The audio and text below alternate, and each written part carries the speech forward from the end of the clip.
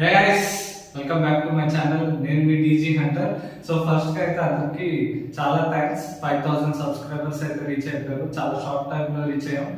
Please ఇలాగే encourage చేయండి. మీ love and support చాలా అవసరం. ఓకే, ఇంకా లేట్ చేయకుండా అయితే ఫస్ట్ వీక్ ఎలిమినేషన్ గురించి అయితే మాట్లాడుకుందాం. Bigg Boss season 9 Telugu first week eliminate అయిన కంటెస్టెంట్ ఎవరు కాదు, మన సృష్టి వర్మ గారు. అసలు ఎక్స్పెక్ట్ చేయలేదు కదా, వెరీ షాకింగ్ ఎలిమినేషన్. సృష్టి వర్మ గారు ఎలిమినేట్ అవ్వడం అన్నది అట్లీస్ట్ ఫ్లోరా సైని గారు అయినా ఎలిమినేట్ అవుతారని ఎక్స్పెక్ట్ చేసి ఉండొచ్చు, కానీ సృష్టి వర్మ గారు ఎలిమినేట్ అవ్వడం చాలా షాకింగ్.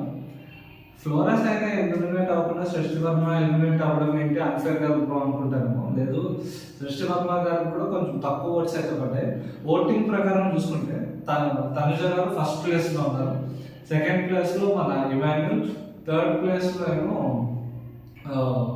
సుమన్ శెట్టి గారు ఉన్నారు, ఫోర్త్ ప్లేస్ లో సంజన గర్లాని గారు, ఫిఫ్త్ ప్లేస్ లో డెమన్ పవన్, సిక్స్త్ ప్లేస్ లో రాము రాథోడ్, సెవెంత్ ప్లేస్ లో రీతు చౌదరి కూడా కొంచెం ఓట్స్ చాలా తక్కువ పడ్డాయి ఈసారి.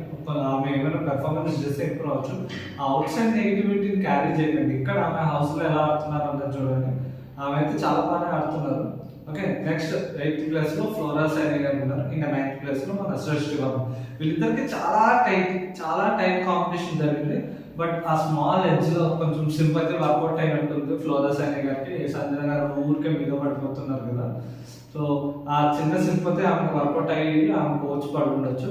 ఇది ఫస్ట్ వీక్ ఎలిమినేషన్ అప్డేట్ అయితే.